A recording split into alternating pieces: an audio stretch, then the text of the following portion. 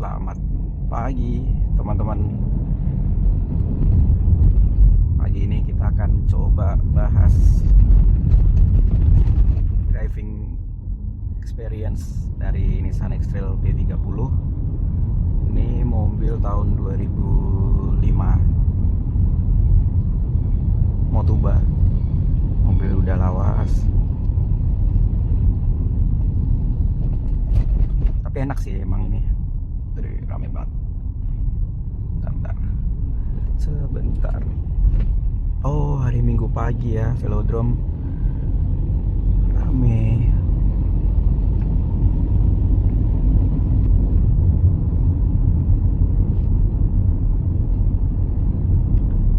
Oke, kemarin banyak yang nanyain nih, gimana suka dukanya ngerawat mobil ini. Nah, mobil ini saya dapat sekitar 3 atau 4 tahun yang lalu, lupa pasnya. Waktu itu kilometer sudah tinggi waktu dapat, sekitar 203.000 atau 209.000, saya lupa. Sekarang sudah berapa tuh? 239.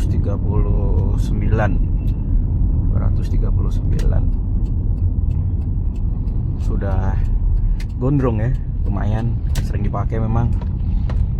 Nah, waktu itu kenapa alasan saya ngambil mobil ini? Yang pertama adalah saya suka sama bentuknya.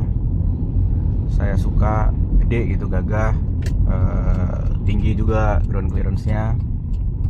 Terus hasil review dari teman-teman di YouTube juga banyak positifnya gitu daripada negatifnya. Terus yang kedua alasannya adalah harga jual mobil ini sudah rendah ya. Jadi udah murah waktu itu, lumayan lah, masih bisa dijangkau kayak gitu. Terus yang berikutnya, ini mobil enak untuk kelasnya. Dengan harga segitu waktu itu saya dapat nggak sampai 80 sama benerin perintilannya. Mobil ini enak untuk dikendarain dan cocok untuk jarak jauh. Jadi karena saya sering juga pakai jarak jauh keluar kota, akhirnya saya putuskan untuk ngambil mobil ini. Nah, di waktu 3 tahun itu, 3 tahun sampai sekarang, apa aja yang sudah dikerjakan dengan mobil ini. Nah, kebetulan waktu itu saya dapat mobil ini dari orang yang suka juga, kelihatan juga suka ngerawat mobil ya. Jadi waktu itu memang bukan service record di bengkel resmi Nissan, tapi dia lengkap record di bengkel langganan dia waktu itu di daerah Bekasi.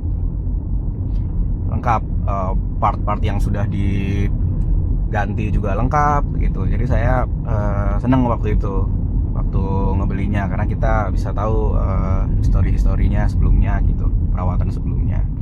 Nah, singkat cerita, waktu dapat ini mobil di kilometer 209 ya, waktu itu 209.000 waktu itu.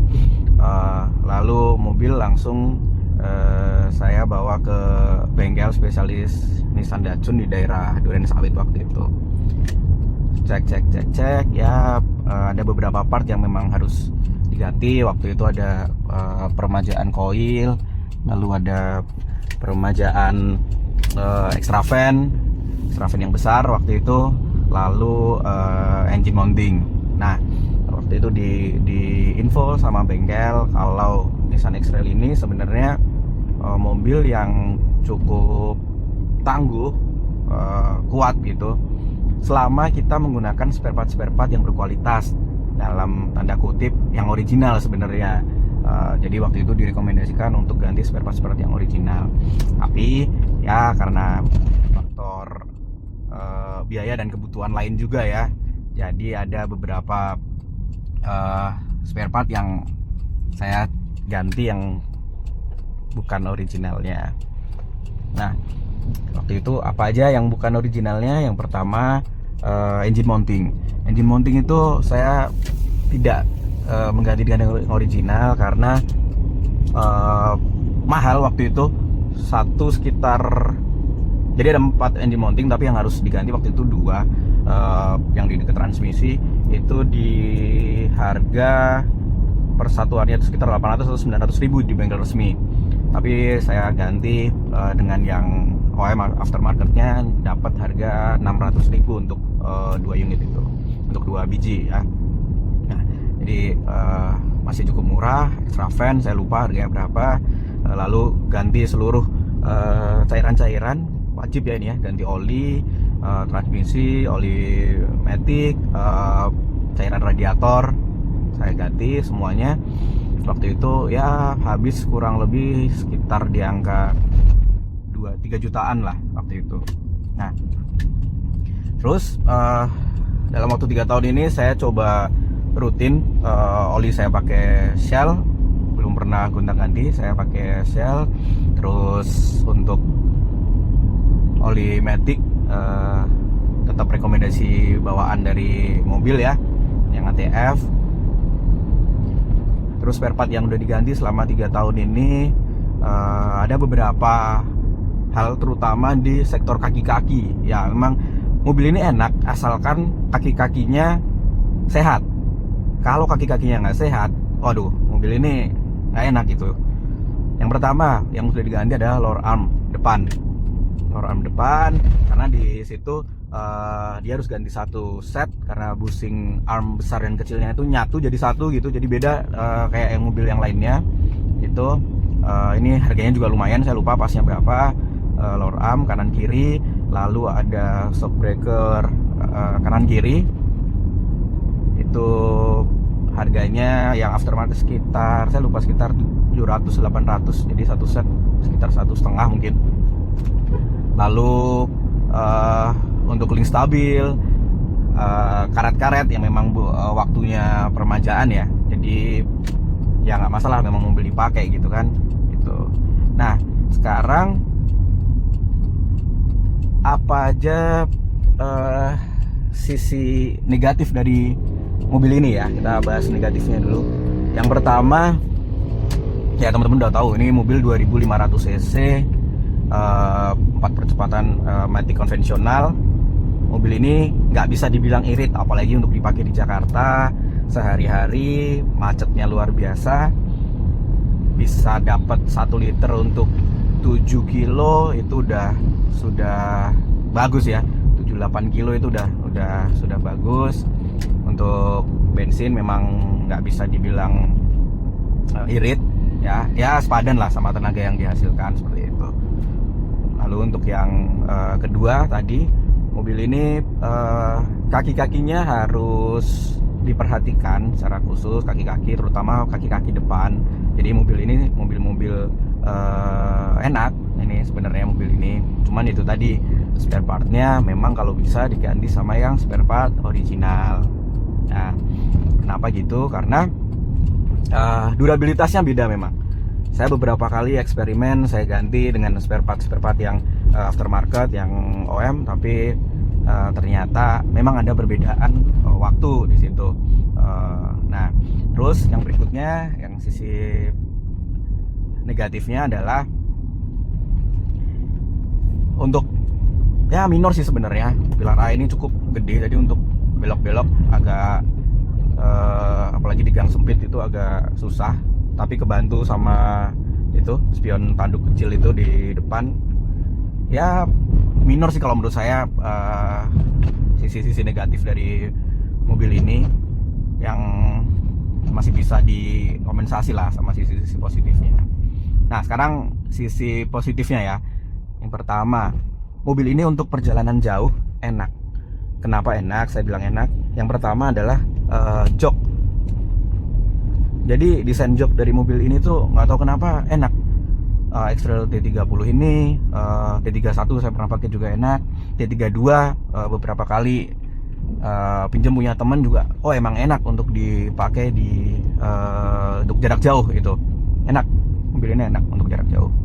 Yang kedua, mobil ini stabil. Jadi nggak terlalu limbung gitu. Nggak tahu ini apakah karena posisi ban yang saya pakai juga agak tinggi dan besar, jadi mobil ini agak lebih stabil. Saya pakai ring 18 di sini tuh, jadi nggak terlalu limbung. Yang ketiga, bagasi mobil ini gede, besar. Jadi kalau perjalanan jauh buat bawa barang-barang, saya pernah misalkan pakai buat mudik gitu ya, itu enak banget pakai mobil ini. Semua barang bisa masuk gitu. Terus, nah yang paling saya suka pakai mobil ini untuk nyetir adalah driving experience nyetir mobil ini tuh enak. Bawaannya nggak yang pengen kenceng terus, enggak. Mobil ini kalau untuk kenceng paling berapa sih, namanya juga mobil besar ini bisa sih, tapi kadang-kadang saya sayang juga kalau dibejek terus-terusan gitu ya, sayang sama bensinnya terutama. Nah itu nih, mobil ini kalau kaki-kaki sehat nih, kita ketemu jalan-jalan yang bergelombang ini enak banget di sini. Oh ya, ada satu lagi sisi negatif mobil ini, yang emang itu bawaan layar ya. Jadi part-part di mobil ini banyak yang dari plastik. Di belakang, di bagasi itu juga banyak yang dari plastik. Jadi memang ada suara-suara rattle-rattle plastik ini karena mobil juga udah usia. Ini mobil tahun 2005 ya. Sekarang 2025, berarti udah berapa? Udah 20 tahun ini mobil dipakai di jalan raya. Mobil ini kalau lagi ngelewatin jalan-jalan yang nggak bagus, ini mobil ini suaranya agak mengganggu ya. Suaranya mobil ini agak mengganggu interiornya ya. Kalau untuk eksterior nggak ada komplain lah untuk eksterior, karena kualitas platnya juga bagus di situ.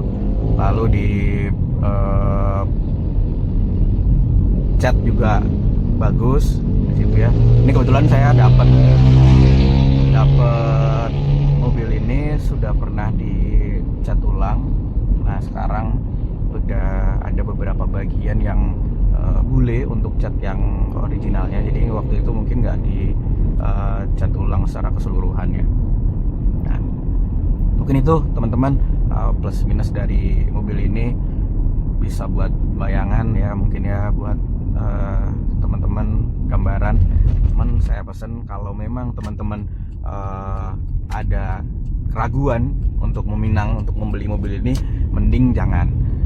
Duit teman-teman, duit segitu bisa dialokasikan untuk mobil yang mungkin dapat tahun lebih muda, dapat yang bensinnya lebih hemat. Apalagi sekarang ekonomi lagi seperti ini, itu akan lebih baik dimanfaatkan untuk kendaraan yang lain seperti itu. Karena ya itu tadi, mobil ini dibilang spare partnya murah, enggak juga. Spare partnya lumayan, harganya memang lebih tinggi daripada brand lain. Yang kedua, konsumsi BBM juga boros seperti itu. Tapi kalau teman-teman memang niat sudah tekad bulat dan teman-teman emang suka gitu ya, nah itu baru deh silakan teman-teman untuk membeli mobil ini, karena ini worth it.